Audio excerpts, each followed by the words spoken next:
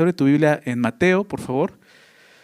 Capítulo 8, y continuamos nuestro estudio en Mateo. Es bueno llegar al final del año y estudiar la palabra de Dios juntos, ¿va? Ir recordando quién es Jesús, ir avanzando en este evangelio tan no sé decirlo, hermoso, pero a la vez como asombroso, poder ver a Jesús como lo presenta Mateo, como el rey, ¿verdad? El rey de reyes, es lo que hemos estado estudiando, Jesús como el rey, como Cristo, como el Mesías, tan esperado por su pueblo, pero rechazado por su pueblo, ¿verdad? Tan triste como eso, ¿no? Y eso es lo que nos quiere marcar Mateo, ¿no? Nos quiere mostrar quién es Jesús, y yo creo que en cada enseñanza de Mateo en su evangelio nos lleva a considerar eso, ¿no? A quién estamos siguiendo y a quién queremos seguir, ¿no? Y lo que vamos a hacer el día de hoy es eso, ¿no? Hemos estado viendo, desde el capítulo 8 y 9 empieza Mateo a mostrarnos evidencias de quién era Jesús a través de su poder, ¿no? Obrando, mostrando su poder sobre la enfermedad, mostrando su poder sobre el mundo natural, mostrando su poder sobre el mundo espiritual, ¿no? Los demonios, como veremos más adelante. Pero estamos viendo hoy, vamos a ver esta parte donde Jesús muestra su poder en el mundo natural, ¿no? Pero en todo esto hay un enfoque muy interesante en lo que vamos a ver el día de hoy, que es en los discípulos, ¿no? Los discípulos, aquellos que estaban siguiendo a Jesús. Y vamos a aprender mucho acerca de eso, lo que es seguir a Jesús. Vamos a empezar viendo el costo, ¿no? Lo que cuesta seguir a Jesús. Jesús habló de eso, hay un costo y debemos de considerarlo. Y vamos a ver, ya que decidimos seguir a Jesús, pues lo que viene al seguir a Jesús. Entonces, vamos a leerlo desde el verso 18, ¿estás por ahí? Nos quedamos ahí en el verso 18 al verso 27, vamos a ver el día de hoy. Voy a leerlo y después de eso oramos para iniciar, ¿ok? Dice el verso 18. Viéndose Jesús rodeado de mucha gente, mandó pasar al otro lado. Y vino un escriba y le dijo: Maestro, te seguiré a donde quiera que vayas. Jesús le dijo: Las zorras tienen guaridas y las aves del cielo nidos, mas el Hijo del Hombre no tiene dónde recostar su cabeza. Otro de sus discípulos le dijo: Señor, permíteme que vaya primero y entierre a mi padre. Jesús le dijo: Sígueme. Deja que los muertos entierren a sus muertos. Y entrando él en la barca, sus discípulos le siguieron. Y aquí que se levantó en el mar una tempestad tan grande que las olas cubrían la barca, pero él dormía. Y vinieron sus discípulos y le despertaron diciendo: Señor, sálvanos que perecemos. Él les dijo: ¿Por qué teméis, hombres de poca fe? Entonces, levantándose, reprendió a los vientos y al mar, y se hizo grande bonanza. Y los hombres se maravillaron diciendo: ¿Qué hombre es este que aún los vientos y el mar le obedecen? Vamos a orar. Señor, gracias por esta tarde, por esta noche ya. Señor, gracias por permitirnos estar juntos aquí. A pesar del frío, Señor, podemos estar juntos para escuchar tu voz y calentarnos así, Señor, acercarnos a tu palabra. Te pedimos eso, que tú nos dirijas a través de este estudio, que tú hables a nuestros corazones. Gracias, Señor, por darnos la oportunidad de estar juntos y de meditar en tu palabra. Solo permítenos eso, entender, Señor, lo que tú nos quieres enseñar acerca del discipulado. Señor, ¿quién eres tú? Señor, ¿a quién estamos siguiendo? ¿Y qué significa seguirte, Señor? Háblanos y dirige este tiempo, por favor, Señor. Te lo pedimos en el nombre de Jesús. Amén. Amén. Muy bien.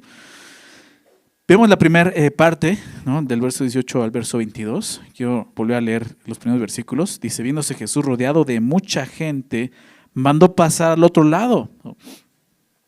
Entonces hemos visto a Jesús mostrando su poder sobre enfermedades, ¿recuerdas? Lo vimos la semana pasada, vimos a Jesús sanando a un leproso, ¿te acuerdan de eso? Estuvieron por acá, sanando leproso, luego sanando a este siervo del centurión que estaba enfermo, casi a la muerte, iba a morir, y luego por último sanando a la suegra de Pedro, ¿se acuerdan? Entonces vimos a Jesús mostrando ese poder, su autoridad como el Mesías, como Dios mismo, ¿no? Teniendo poder sobre la enfermedad del hombre, ¿ok? Y ahora lo vemos así, ¿no? Ahora lo vamos a ver mostrando su poder sobre la naturaleza, como veremos al final. Pero antes de eso veremos que solo cuando Jesús entra en contacto con el ser humano, con hombres y mujeres, es cuando Jesús encuentra resistencia, ¿ok? Así como es asombroso ver los milagros de Jesús, es asombroso ver el rechazo del hombre hacia Jesús. Y es lo que vamos a ver al principio de este pasaje. Viéndose Jesús rodeado de mucha gente, mandó pasar al otro lado. La fama de Jesús estaba creciendo, seguía creciendo, ¿no? Mucha gente lo estaba siguiendo, más y más gente lo empezaba a seguir. Pero la pregunta era esta, ¿no? ¿Cuántos de ellos, de esas personas, estarían realmente dispuestos a seguir a Jesús? Es lo que nos va mostrar Mateo a continuación, ¿no? Mucha gente, viéndose rodeado de mucha gente, ¿no? Él va al otro lado. Y esa es la cuestión de estos versículos, ¿no? Seguir realmente a Jesús implica un costo, y es un costo muy alto que debemos de estimar. En otro momento Jesús lo expresó de esa manera, le enseñó a los discípulos de esa manera, ¿no? Quien que quiere construir una torre primeramente no ve, ¿no?, los materiales que tiene, si cuenta con los materiales suficientes para poder construir, no sea que se quede a la mitad y le hagan burla.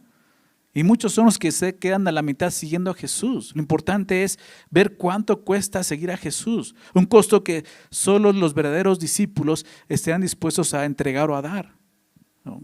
Y Jesús empieza hablando de esto. Fíjate lo que ocurre en el verso 19. Dice que viene un escriba. ¿Te recuerdas? Un escriba era un maestro de la ley, era una persona que conocía muy bien la ley.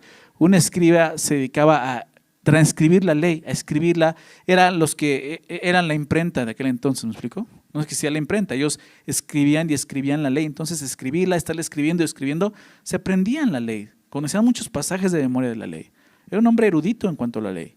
Y este hombre dice que vino un escriba y le dijo: maestro, te seguiré a donde quiera que vayas. Este escriba, lo primero que vemos es que se ve muy decidido a seguir a Jesús, ¿verdad? Hasta cuando lo lees dices, ¿es Pedro? ¿No? ¿Te acuerdas cómo era Pedro? Yo nunca te negaré, yo voy a ir contigo hasta la muerte. Así tipo este escriba, no te voy a seguir a donde quiera que tú vayas, maestro, ¿no? El escriba lo vemos, él no está viendo a Jesús realmente como es, lo ve como pues, un simple maestro, sus enseñanzas, seguramente fue lo que impactó la vida de este escriba, ¿no? Conocía la ley y ve a Jesús algo muy diferente, ¿no?, a los demás rabís de ese momento, ¿no? Después de escuchar sus enseñanzas y poder ver sus milagros, él no dudó en seguir a Jesús. Pero había algo más que él debe de considerar en cuanto a seguir a Jesús. Y es lo que Jesús le dice a continuación, verso 20. Jesús le dijo: las zorras tienen guaridas y las aves del cielo nidos, mas el Hijo del Hombre no tiene dónde recostar su cabeza. ¿Bien? El Hijo del Hombre es un título muy interesante que puedes encontrar en los evangelios, ¿no?, solo en los evangelios, y era el nombre que Jesús usaba para referirse a sí mismo, ¿no?, más que ningún otro título, es el que él usaba para referirse a sí mismo, el Hijo del Hombre. Y es usado más o menos unas 83, 84 veces en los evangelios, puedes encontrar eso. O sea, Jesús usaba ese nombre para sí mismo. Era un título mesiánico. Este título tenía una obvia referencia tanto a la humanidad, ¿no?, como a la humildad de Jesús, del Cristo, ¿no? Hace referencia a su gloria eterna, como aparece en el libro de Daniel. Realmente es la primera vez que se aparece ese título en la Biblia, en el libro de Daniel. Daniel habla del Mesías como el Hijo del Hombre. Déjame darte esta cita, solamente como un paréntesis, Daniel 7, versos 13 y 14, donde vemos esto. Porque lo vamos a estar viendo, ¿no? Y si estudias los evangelios te das cuenta que Jesús usaba ese título para referirse al mismo, el Hijo del Hombre. El Hijo del Hombre no vino para ser servido, sino para servir, dar su vida en rescate por muchos, ¿no? Aquí lo vemos, el Hijo del Hombre no tenía dónde descansar su cabeza, es él mismo, ¿no? Y fíjate lo que dice Daniel 7, versos 13 al 14. Dice Daniel: miraba yo en la visión de la noche, y aquí con las nubes del cielo veía uno como un hijo de hombre. Esa es la referencia, un hijo de hombre, que vino hasta el anciano de días, y le hicieron acercarse delante de él.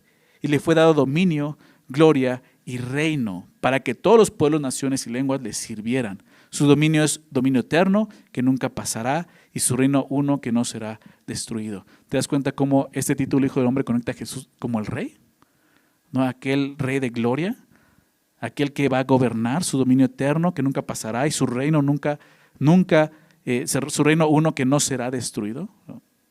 Es el Mesías, es Jesús. Y él mismo se refería así. O sea, un judío entendía, ¿no?, que estas palabras, esa referencia a Jesús mismo como el Hijo del Hombre, él mismo se estaba autonombrando como el Mesías, ¿se dan cuenta? Como el Cristo.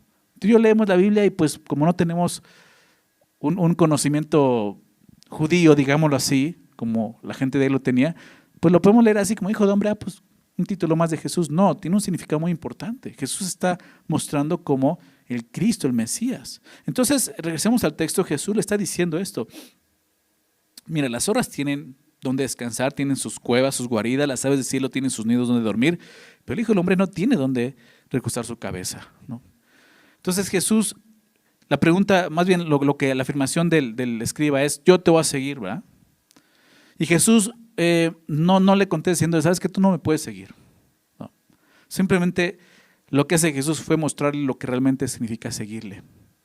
Y le está diciendo algo. El decir esto, ¿no? Que él no tiene donde descansar, recostar su cabeza.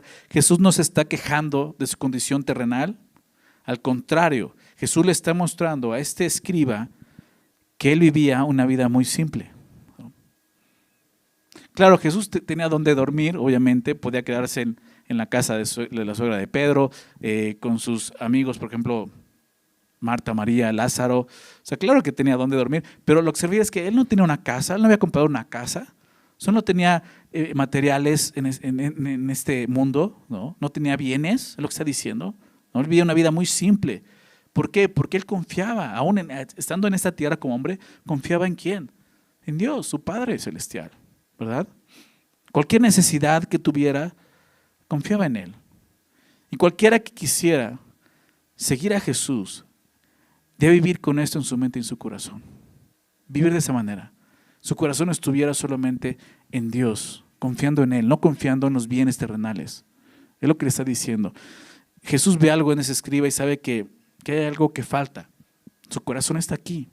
Entonces ese escriba que prometió seguir a Jesús, realmente podemos verlo como muchos lo ven. Como muchos más bien vienen a Jesús, ¿no? Como idealistas, ¿no? Como soñadores. Ay, sí, seguir a Jesús. Pero Jesús no quiere seguidores idealistas. Jesús busca seguidores realistas. ¿Sí me explico? Que estemos conscientes de lo que implica seguir a Jesús. Hay mucho peligro en seguir a Jesús por puro entusiasmo. Y a veces es así un entusiasmo momentáneo. Jesús habló de esto, lo vamos a ver más adelante, en esta parábola del sembrador. ¿Recuerdan la parábola del sembrador? No recuerdo bien cuáles son, creo que son los que están en Pedregales, ¿te acuerdas? Dice, son los que vienen la palabra y hay entusiasmo en ellos, pero llegan las aflicciones y las pruebas por seguir a Jesús y se apartan. Eso es lo que sucede. Por eso te digo que Jesús no quiere hombres que en un momento entusiasmados sueñen con, me va a ir bien, voy a seguir a Jesús. Jesús quiere que seamos realistas y consideremos lo que significa seguir a Jesús. El llamado de Jesús a sus discípulos siempre lo hizo de una forma muy sincera. Nunca ocultó nada. Tú lo sabes. Él les dijo a sus discípulos, en el mundo tendrán aflicción, ¿verdad? Él dijo a sus discípulos, si a mí me trataron así, ¿a ustedes qué creen que les espera? ¿Verdad? Él les dijo, el que quiera venir en pos de mí, niéguese a sí mismo, tome su cruz y sígame. Y no es algo romántico, realmente. O sea, el llamado de Jesús no es algo bonito. O sea, es un llamado a morir. Es un llamado a negarte. Es un llamado a vivir para otro y no para ti. ¿Verdad? ¿Somos seguidores de Jesús? ¿Te consideras un discípulo de Jesús? Que de eso se trata. Ser un verdadero discípulo de Jesús. Seguirle a pesar de lo que cueste. ¿Verdad? Hace tiempo escuché esto y se lo he dicho muchas veces, ¿no? Una vez le preguntaron a un pastor, es que pastor, seguir a Jesús cuesta mucho. Y el pastor le dijo, no cuesta mucho, cuesta todo. ¿No te has dado cuenta de eso? Seguir a Jesús cuesta tu vida. El apóstol Pablo así lo mostraba, ¿verdad? Ya no vivo yo. ¿Recuerdas? Vive Cristo en mí. De eso se trata. Ya no vivo yo. Vive Cristo en mí. Lo que ahora yo puedo vivir en este cuerpo, en la carne, lo vivo en la fe del Hijo de Dios, el cual me amó y se entregó a sí mismo por mí. Y de eso se trata de seguir a Jesús. Es lo que Jesús le está diciendo a estos dos hombres. El primero le escribe, le está diciendo, mira, o sea, tienes que despojarte. Se parece mucho a lo que le dijo al joven rico, ¿se acuerdan? Que llegó delante de Jesús, maestro, ¿qué debo de hacer para dar la vida eterna? Jesús le dijo, pues, todos los mandamientos, cúmplelos. Todos los hechos desde niño, ¿verdad? No he fallado ninguno. Ok, ve y vende lo que tienes, dalo a los pobres y sígueme. ¿Qué hizo ese hombre? Se dio la media vuelta triste y se fue. Porque ahí estaba su corazón, ¿te das cuenta? Digo, Dios no se enoja porque tengas bienes en este mundo, pues tu corazón está ahí. Si eso puede estorbarte para seguir a Jesús, no eres digno de seguir a Cristo. Tienes que disponerte a eso, es lo que le está mostrando aquí, ¿ok? No seamos solamente, como te digo, seguidores espontáneos, momentáneos de Cristo. Realmente debemos de ver y ser realistas. ¿Qué implica seguir a Jesús? ¿Ok? Verso 21. Dice, otro de sus discípulos le dijo, fíjate, dice discípulos, ¿no? Este ya no es un escriba, es un discípulo que estaba siguiendo a Jesús. No es de los 12 discípulos, Jesús tuvo otros discípulos, ¿no?, que seguían a Jesús, pero solamente estos 12 son los que él llamó a seguirle, ¿ok? Pero había gente que seguía a Jesús, se consideran como discípulos de Jesús. Otro de sus discípulos le dijo, Señor, permíteme que vaya primero y entierre a mi padre. Jesús le dijo, sígueme, deja que los muertos entierren a sus muertos.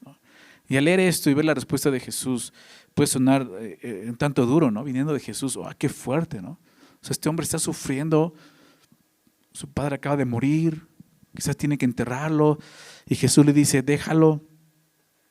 Bien, te voy a explicar lo que está pasando.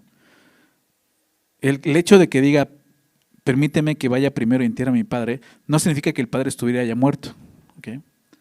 La frase, debo enterrar a mi padre, o que vaya primero y entierre a mi padre, era una expresión común para decir, déjame esperar hasta que reciba mi herencia prácticamente.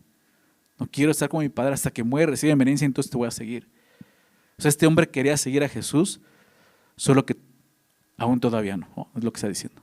O sea, voy a seguirte, pero espérame tantito, ¿no? Déjame que me mi herencia y voy a seguirte. Eso es lo que realmente le está diciendo, ¿no? El problema de este segundo hombre, seguidor de Jesús, estaba, ¿sabes dónde? En sus prioridades nuevamente. Lo vemos cuando dice, permíteme que vaya primero. ¿Ok? Es eso, prioridades.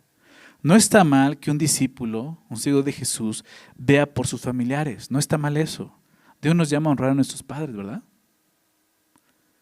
Lo que está mal es que pongamos aún a nuestros familiares, a nuestros padres, por encima de Dios, en primer lugar, antes que a Dios. O sea, es fuerte escuchar esto. Pero entonces, ¿qué significa el primer mandamiento? Amarás a tu Dios con todo tu corazón, con toda tu mente y con todas tus fuerzas. Si el amor familiar, el amor de tu familia, de tus padres, está por encima del amor a Dios, no estás cumpliendo con el primer mandamiento. Esa es la realidad. Y te voy a decir una cosa, si realmente quieres amar correctamente a tu familia, lo vas a hacer amando a Dios primeramente, antes que a ellos. ¿Ok? En todas las áreas de tu vida. Entonces, Jesús le está mostrando eso, ¿no? El problema eran las prioridades de este hombre.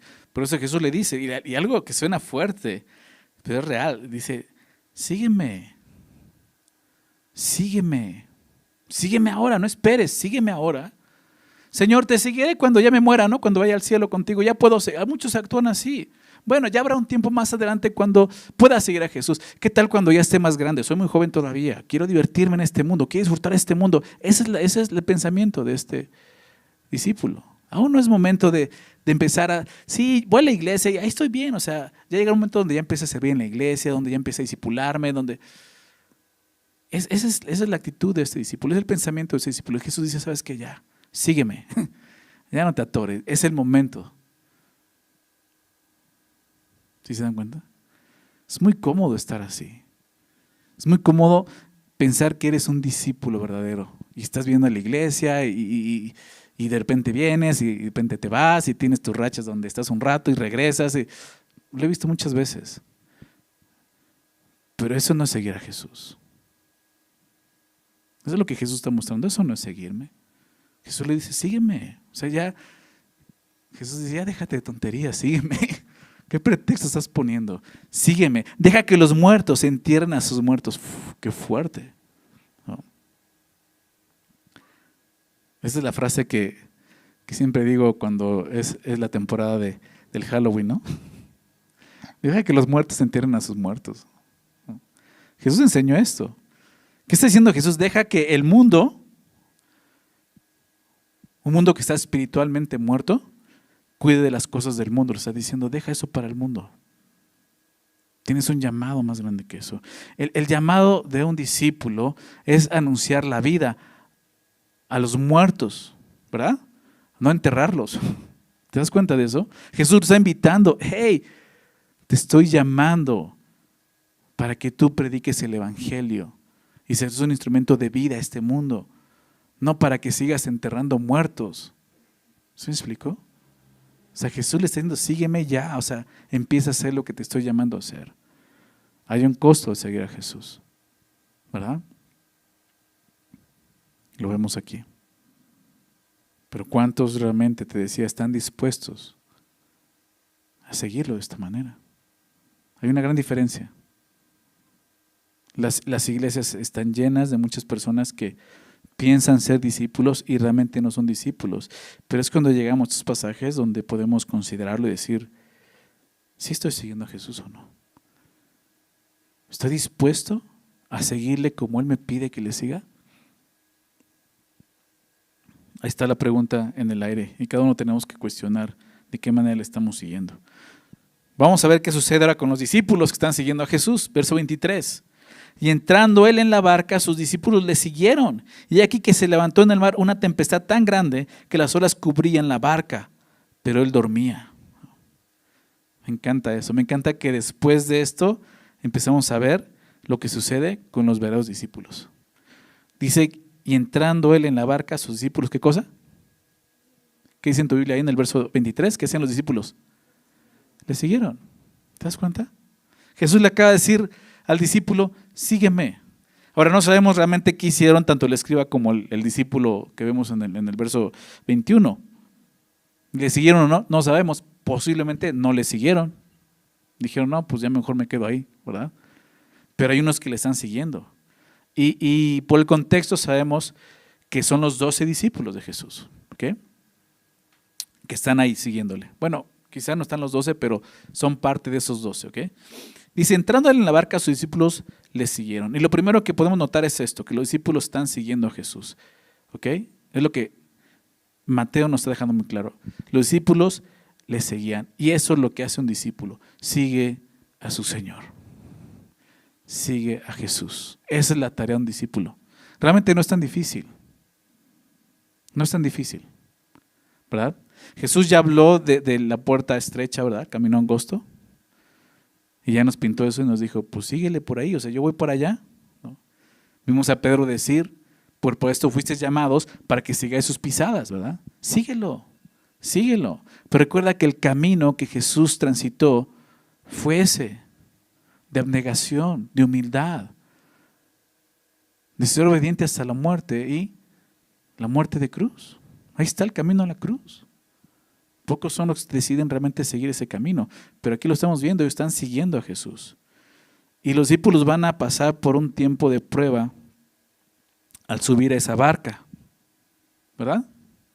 Es lo que vemos a continuación. Pero ¿por qué van a pasar ese tiempo de prueba? ¿Porque se portaron mal? No. ¿Por qué? Porque están siguiendo a Jesús, ¿ok? Así que aquí aprendemos dos cosas. Dos cosas acerca de seguir a Jesús.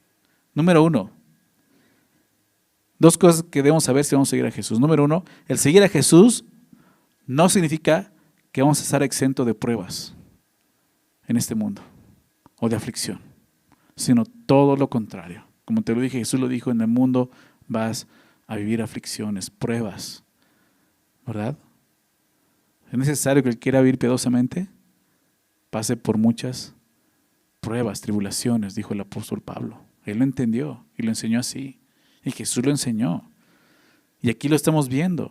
Ellos están siguiendo a Jesús y van directamente a una prueba. Su vida va a correr riesgo. ¿Se dan cuenta de eso? Y tenemos que verlo así. Son historias que quizás tú ya conoces y tú ya conocemos. Y a veces leemos como, pues qué bonito, ¿no? Pero realmente los discípulos, vamos a ver, estaban realmente amedrentados, estaban temerosos por lo que estaban viviendo. Tienen que confiar en Dios. Entonces, número 1, el seguir a Jesús no significa que no estemos exentos de pruebas o de aflicción o de tempestades, como vamos a ver, o tribulaciones. Y número 2, ahí, siguiendo a Jesús, en la tempestad, Jesús está con sus discípulos. Eso es lo importante. Si estás siguiendo a Jesús, no olvides, aunque pases por la tempestad, ¿a quién estás siguiendo? A Jesús, Él está ahí. Fíjate lo que ocurre. Verso 24. Y aquí que se levantó en el mar una tempestad tan grande que las olas cubrían la barca. Así. En el griego, la palabra grande, cuando dice una tempestad tan grande que las olas cubrían la barca, esa palabra grande es megas. Viene la palabra mega, ¿ok? Entonces Mateo la escribe como una megatempestad, ¿no? Nos gusta usar esa palabra cuando queremos expresar algo muy grande, ¿no? Algo mega, ¿no? Megalodón, ¿no? Dicen. Y está diciendo eso, o sea, la tempestad era gigantesca. El mar se conoce como el mar de Galilea, que realmente no es un mar, es un lago. Lo interesante de este lago es que está debajo del nivel del mar, como 200 metros debajo del nivel del mar, ¿no? Y es conocido por sus repentinas y fuertes tormentas, por el lugar en el que está. Pero esa tormenta era más fuerte o más grave de lo normal, ya que, como veremos, estaba aún sorprendiendo a los discípulos, quienes, varios de ellos eran pescadores y conocían muy bien ese mar. O sea, esta no era algo tan común. Por eso Mateo está diciendo, o sea, fue algo tan grande que no se había visto, o sea, una mega tempestad. Me acuerdo que las olas cubrían la barca. O sea, quiere decir que el agua entraba en la barca. ¿Y tú sabes qué pasa cuando el agua entra dentro de una barca? Mucho riesgo de hundirse, ¿verdad? O sea, es lo que está expresando aquí Mateo. Esta historia, este acontecimiento aparece en 3 evangelios: Mateo, Marcos y Lucas. Y quiero citarte cómo lo expresa Marcos y Lucas también. Fíjate lo que dice Marcos 4:37, ahí está el pasaje paralelo. Marcos 4:37 dice, pero se levantó una gran tempestad de viento, dice Marcos, y echaba las olas en la barca, de tal manera, fíjate lo que dice el último, de tal manera que ya se anegaba, o sea, se estaba hundiendo la barca. Ya se estaba hundiendo la barca, es lo que está diciendo Marcos. Lucas lo dice de esta manera, Lucas 8:23, pero mientras navegaban, él se durmió y se desencadenó una tempestad de viento en el lago y se anegaban y peligraban. O sea, era muy grave lo que estaban pasando los discípulos. Había mucho riesgo de muerte. Las circunstancias para los discípulos eran muy riesgosas. El peligro de hundirse era cada vez más seguro. Pero, ¿en verdad estaban en peligro? ¿Tú crees que estaban en peligro? ¿Sabes por qué? Lo que dice a continuación. Pero él dormía. ¿De quién está hablando? De Jesús. Jesús estaba descansando. Qué increíble escena, ¿no? O sea, imagina un viento fuerte, están las olas grandísimas, están entrando a la barca, los discípulos están como locos sin saber qué hacer, de aquí para allá, se están hundiendo y Jesús dormido. O sea, ¿cómo podría Jesús estar durmiendo? O sea, seguramente le estaba cayendo agua a Jesús, ¿no? ¿Alguna vez te han despertado con agua? ¿No? A mí no, pero he visto videos y es horrible, como pobre gente. Pues a Jesús estaba dormido, estaba descansando. Vemos algo muy importante aquí. Jesús se hizo hombre, Jesús es Dios, ¿recuerdas? Jesús se hizo hombre, es Dios, hecho hombre. Y aquí lo vemos, el Hijo de Dios se hizo hombre. Y como hombre, como humano, experimentó el cansancio. Y aquí lo vemos cansado. Después de estar sirviendo a otros todo el día, él necesitaba descansar. Lo vimos sirviendo, sanando al leproso, al siervo del centurión, a la suegra de Pedro, a otros más enfermos. Jesús estaba cansado, agotado físicamente. Qué increíble poder ver esa parte de la humanidad de Jesús que nos presenta Mateo aquí. Porque Dios no se cansa, Dios no se duerme, Dios vela por su pueblo. O sea, Él no se duerme, no se va a dormir como nosotros. Pero qué increíble que se hace hombre y Él mismo experimenta el cansancio. Y de esta manera, a tal grado de quedarse dormido de esta forma. Como hombre Jesús estaba dormido, pero como Dios, ¿tú crees que estaba dormido? No. Y eso es lo que tenemos nosotros que tener muy claro. Jesús estaba descansando. Ni siquiera estaba despierto y mucho menos preocupado por esa tempestad tan grande. Es lo que llama nuestra atención ahí cuando dice, pero él dormía. O sea, la tempestad estaba tremenda, pero él dormía. O sea, Jesús no estaba preocupado por eso. Le caía agua y él dormido, así como si nada pasara. Entonces, tenemos que entender algo y aprender algo de esto. En la tempestad, ahí en tu aflicción, en la prueba, lo que estás viviendo, y no es minimizar lo que estás pasando, pero estás siguiendo a Jesús, y más si estás viendo eso por seguir a Jesús, tienes que recordar algo. En la tempestad, preocúpate cuando Jesús esté preocupado. ¿Me explico? Preocúpate cuando veas a Jesús preocupado. ¿Y sabes qué? Eso nunca va a ocurrir. Yo nunca he visto a Jesús preocupado. Él está el día de hoy sentado a la diestra del Padre, gobernando. Y ¿sabes algo más? Intercediendo por ti y por mí, dice la palabra. Jesús no sabía que esto iba a suceder. Jesús no sabía que esta tormenta se aproximaba. Claro que sí. Claro que sí. La tormenta era parte de su plan. Realmente Jesús, aún durmiendo, le está dando enseñanza a los discípulos. A través de esa tormenta Jesús les enseñó a los discípulos la gran lección que todo seguidor de Jesús debe aprender. Podemos confiar en Jesús en cualquier tempestad que estemos viviendo en este mundo. Si estamos siguiendo a Jesús, podemos confiar, Él está con nosotros. ¿Verdad? Y Él está por nosotros. Los discípulos tenían que aprender esto. Los discípulos vieron a Jesús. Lo vieron sanando un leproso, como vimos la semana pasada, un leproso. Un hombre que físicamente estaba totalmente afectado por su enfermedad. Su piel se le había caído. Probablemente había perdido cierta movilidad, sus articulaciones se deshacían. Y de repente lo vieron moverse y caminar y hablar, cuando quizás ya no podían ni hablar por su enfermedad. Lo vieron sanar solamente con su palabra a un siervo de un centurión a lo lejos, a la suegra de Pedro. Ahora tenían que experimentar ellos en su vida el poder de Dios, ¿te das cuenta? Y Jesús lo empieza a mostrar ahora. ¿Cómo? Mostrando su poder sobre el mundo natural, como lo vamos a ver a continuación. Verso 25. Ve lo que sucede ahora. Jesús está durmiendo. Y vinieron sus discípulos y le despertaron diciendo: Señor, sálvanos, que perecemos. Los discípulos están atormentados. Dice que vinieron sus discípulos y le despertaron. O sea, en verdad esa tempestad debió de haber sido una tormenta espantosa. Tan espantosa que los discípulos, siendo algunos de ellos pescadores profesionales, que conocían bien ese mar, estaban aterrados, al grado de ir y despertar a Jesús. O sea, imagínate, son pescadores. ¿Sabes cuál era el oficio de Jesús? Se supone que por su familia pues era carpintero como José, ¿no? Carpintero. Y ahí tienes pescadores en un mar ahogándose, pidiéndole ayuda a un carpintero. ¿No? Si ellos son los especialistas en eso. Estos discípulos conocían este mar. Ellos habían estado, muchos de ellos trabajaban ahí en ese mar, pescaban en ese mar. Seguramente ya les había tocado pasar muchas veces por tormentas estando en ese mar. Y seguramente ya sabían cómo actuar y qué hacer en cuanto a una tormenta.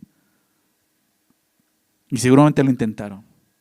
Maniobrar la barca para esquivar las olas, sacar el agua que estaba dentro de la barca. Seguramente antes de despertar a Jesús intentaron todos los recursos que conocían, que sabían, pero llegó un momento en el que ya no pudieron controlar la situación. O sea, eso es lo que estamos viendo. Llegó un momento en que ellos dijeron: ya no podemos, despierta Jesús. ¿Sí se dan cuenta? Y esto nos muestra algo.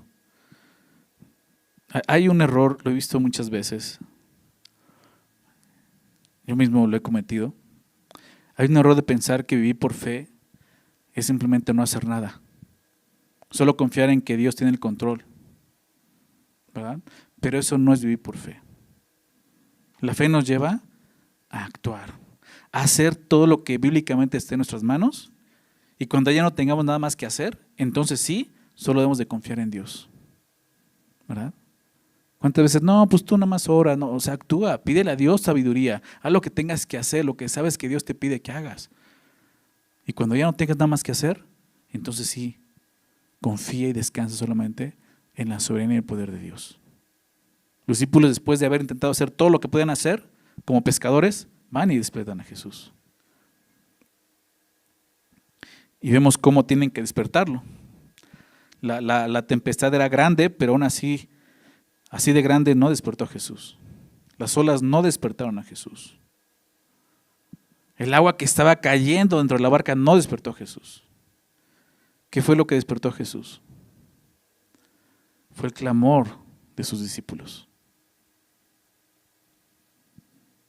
Siempre que clamemos al Señor, podemos confiar en que Él va a estar atento. Él está atento a nuestras necesidades. Desde el principio Él no duerme, o sea, duerme porque es un hombre en ese momento, pero el día de hoy, Jesús, ¿tú crees que duerme? ¿Que de vez en cuando se echa su siesta? Él no duerme, no está a dormir, Él es Dios. Y Él está pendiente de todo, aun cuando tú y yo estamos dormidos, ¿verdad? Y podemos confiar en eso. Es hasta cuando ellos claman que Jesús despierta, pero ve lo que Jesús les dice, más bien lo que ellos les dice en el verso 25, diciendo: Señor, sálvanos que perecemos.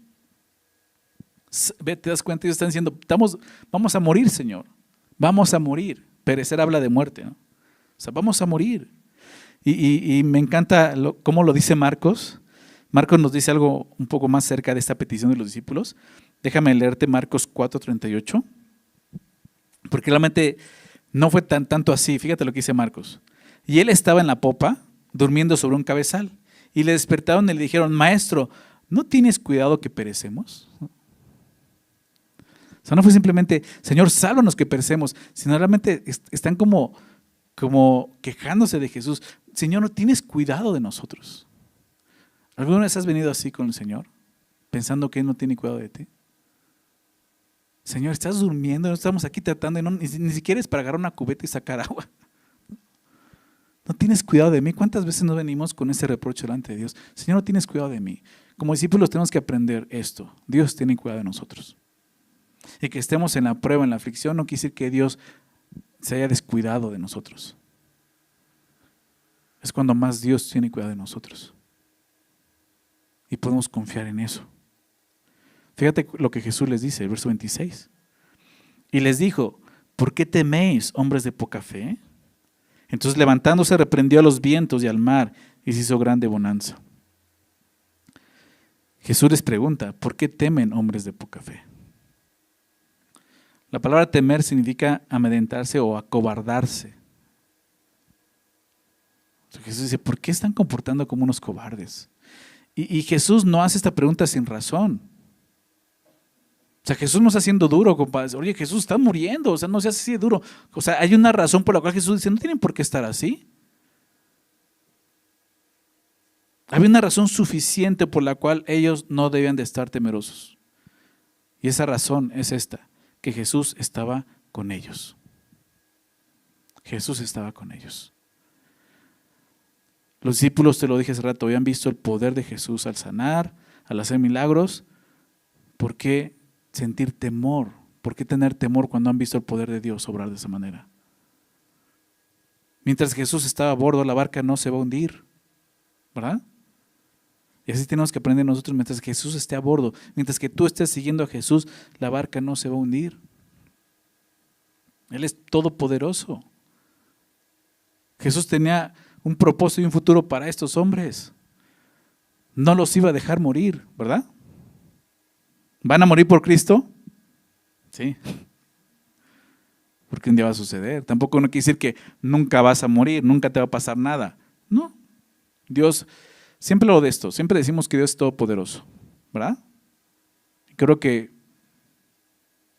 ninguno de los que estemos aquí tengamos problema con eso. Podemos decirlo: Dios es todopoderoso, ¿ok? Es omnipotente, todo lo puede hacer, ¿ok? ¿Dios puede sanar a una persona enferma? Sí. ¿Dios puede obrar un milagro a una persona enferma? Sí. Pero tenemos que entender que Dios es todopoderoso y es omnipotente también al no sanar a una persona enferma, ¿ok?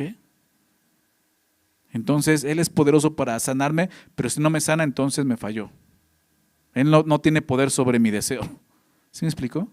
Y tenemos que considerar eso. A veces la aflicción, la prueba, hasta donde nos quiera llevar, es parte de su plan y tenemos que aceptarlo porque Él es soberano.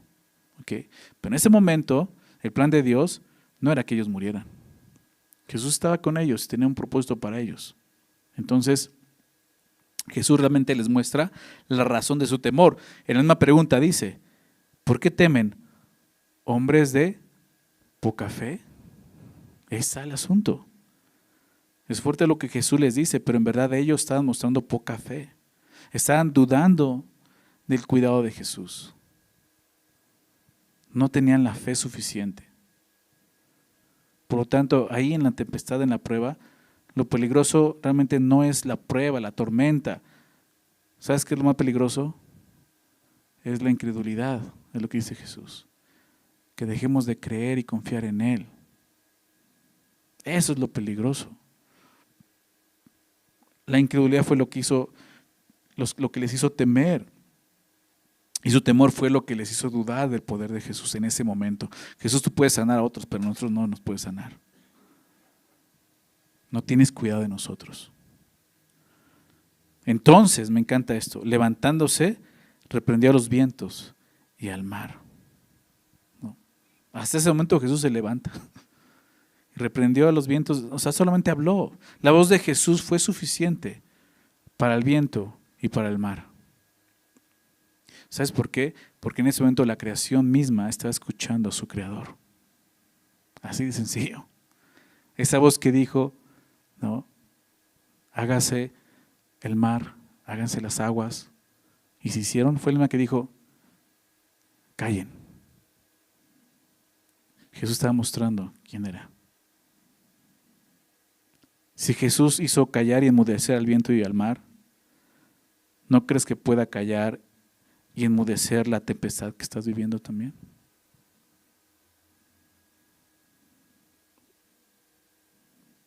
Tenemos que confiar en eso. Estamos viendo lo que implica también eso, seguir a Jesús. Y es cuando más aprendemos. Y se hizo, dice el texto, grande bonanza. Nuevamente, la palabra grande aquí es megas. ¿Te acuerdas que vimos eso? Una gran tempestad, una mega tempestad. Dice, es una mega bonanza, ¿no? Una mega calma o tranquilidad, fíjate la palabra bonanza. Y esto obviamente fue un milagro, porque aunque el viento pudiera calmarse en una tempestad de esa magnitud, las olas seguirían golpeando un rato más, ¿estás de acuerdo? Y lo que dice el texto es que en ese momento todo, ¡pum! Haz de cuenta que el mar, ¡pum!, se apaciguó totalmente.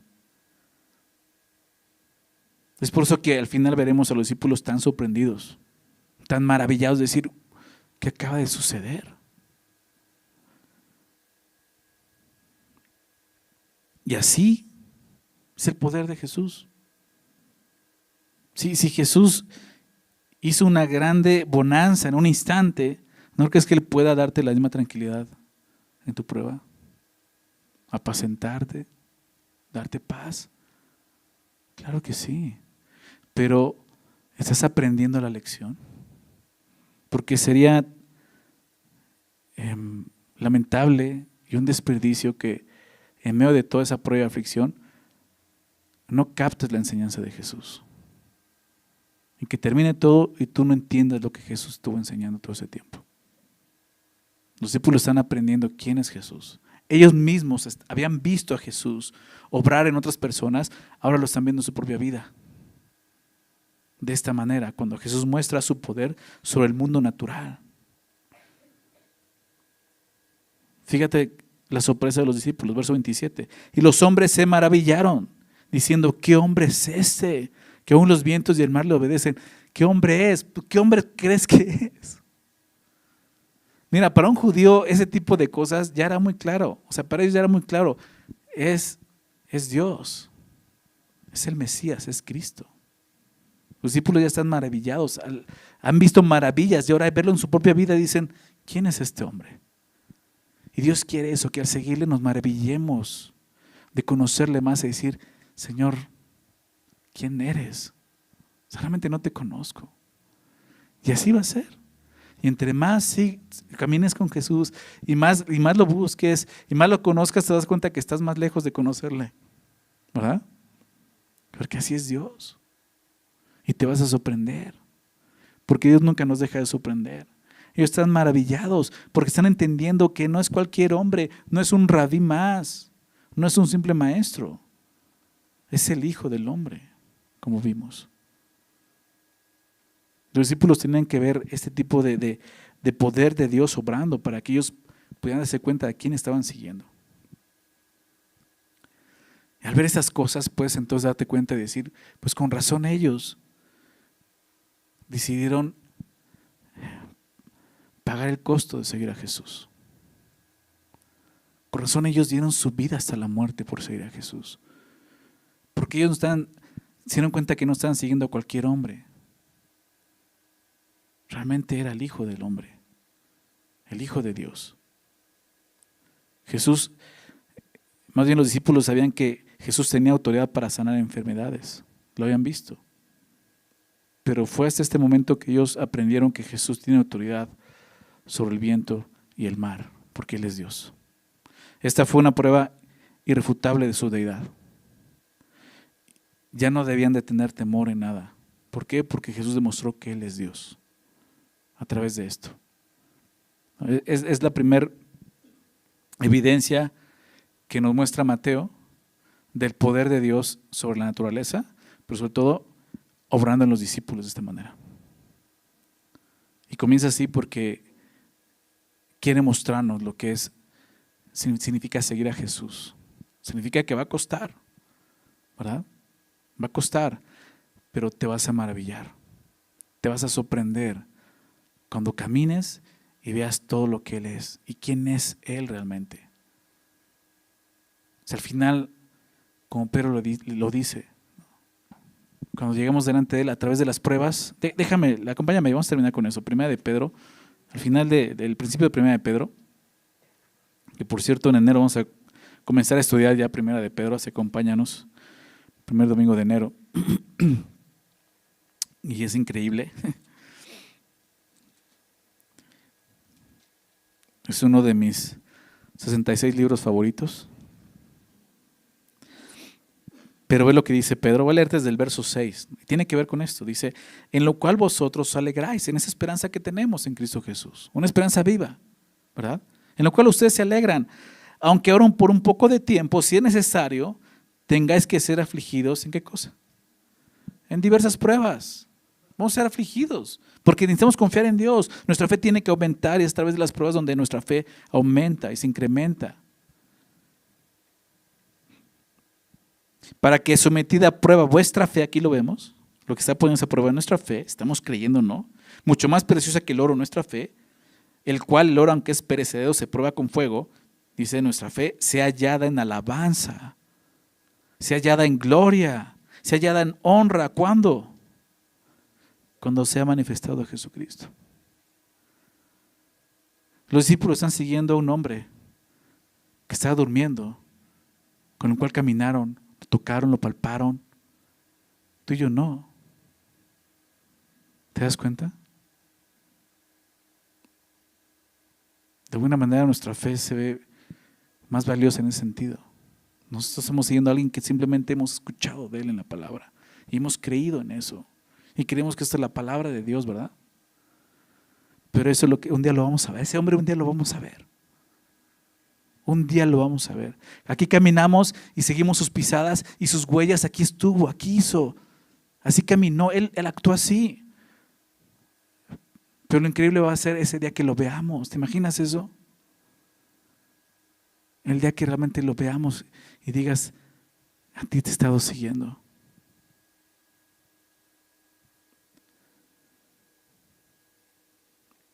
Cuando sea manifestado Jesucristo, a quien amáis sin haberle visto. Se trata de eso. Seguimos a Jesús, ¿sabes por qué? Porque le amamos. Nada más por eso. El escriba, no sabemos si le amaba, pero su motivación no era esa. La que presentó no era esa. El discípulo que dijo, deja meter a mi padre antes de seguirte, deja que me dé mi herencia, no amaba a Jesús. A quien amáis sin haberle visto, en quien creyendo en quien creyendo, presente, continuo, estás creyendo, en quien creyendo, aunque ahora no lo veáis, os alegráis con gozo inefable y glorioso, obteniendo el fin de vuestra fe, que es la salvación de vuestras almas. Va a ser glorioso el día en que estemos delante del Señor y lo puedas ver y puedas decir, sí, a ti te he seguido, ¿verdad? Sin verte, ahora te veo, pero te conozco, te he seguido. Y ese es el galardón que los mismos discípulos buscaron. Ese es el galardón que tú y yo estamos esperando, ¿verdad? El fin de la meta es ese, estar con Él y verle. De eso se trata. Pero mientras que estamos aquí, tenemos que recordar lo que implica seguirle, caminar con Él. Caminar de esta manera, por fe. Vamos a pasar por pruebas, aflicciones. Quizás el día de hoy lo estás haciendo, estás viviendo prueba, aflicción, una tempestad en tu vida que dices, yo no puedo, me estoy muriendo. ¿Sabes qué? Jesús, el día de hoy no está dormido. Y ¿sabes algo? No está preocupado. Velo a Él, confía en Él, espera en Él, ámalo a Él. Vamos a orar, ¿ok? Señor, gracias por tu palabra. Muchas gracias, Señor. Nos anima, Señor, nos anima. Señor, sabemos que no estamos siguiendo un muerto. Estamos siguiendo al Hijo del Hombre, quien murió y resucitó, que además está sentado a la diestra del trono de la majestad, gobernando, intercediendo por nosotros. Padre, gracias por tu Hijo Jesús. Gracias, Señor, porque nos permite estudiar este evangelio y podemos verlo y ver esas pisadas, Señor, que como dice Pedro, que tenemos que seguir. Y sabemos que esas pisadas es por ese camino angosto, Señor, esa puerta estrecha que dan a la cruz. Pero es el único camino de salvación. Es el único camino donde vamos a poder estar contigo. Jesús lo dijo, nadie viene al Padre si no es por mí. Y es necesario que caminemos así. Gracias, Señor, por mostrarnos y por el día de hoy recordarnos que al seguirte implica un costo. Que si no estamos decididos a sufrir o a pagar, Señor, no somos dignos de seguirte. Necesitamos estar conscientes de eso, Señor, y subirnos a la barca contigo, sabiendo que podemos pasar por un mar tempestuoso, Señor, por tormentas, pero tú vas ahí, Señor, y te estamos siguiendo a ti. Y tú no duermes en este momento, y tú estás presente, y estás con nosotros. Señor, si algún hermano en la fe aquí el día de hoy, o alguien que está aquí está pasando por una prueba muy fuerte, aún, Señor, su vida corriendo peligro, Señor, recuérdales, Señor, que tú estás con ellos, que no hay que temer, Señor. Este pasaje nos recuerda eso, Señor, que tú eres poderoso y tienes poder, como vimos sobre la enfermedad, aún sobre las cosas naturales, la misma naturaleza, tu creación, Señor. Tú solamente hablaste y tu creación te obedeció porque reconoció tu voz. Esa misma voz que les dio vida. Ayúdanos a reconocer esa voz nosotros, Señor, que nos ha dado vida también. Como hombres y mujeres, ayúdanos, Señor, a no resistir tu llamado, a obedecer tu llamado, a seguirte, Señor, como nos invitas el día de hoy. En principio nos hablaste de eso, necesitamos considerar, Señor, de qué manera estamos siguiendo, porque quizá no lo estamos haciendo correctamente. Se trata de entregar nuestra vida, Señor. Ayúdanos a hacerlo, Padre. Gracias, Señor, por tu palabra.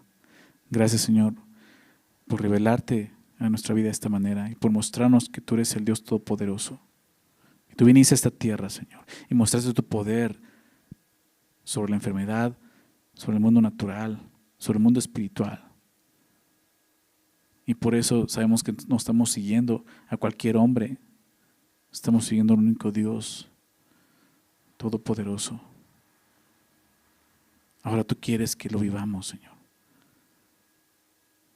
Ayúdanos a verte de esa manera, Señor. Aún en la prueba, ayúdanos a verte así, Señor. Gracias, Señor, por tu palabra, por ese tiempo, Señor. Permitirnos meditar en ella. Gracias, Señor. Ahora te pedimos que nos lleves con bien a casa, Señor, y sigas afirmando, Señor, esa fe que te has puesto en nuestro corazón, Señor. Lo pedimos en el nombre de Jesús. Amén.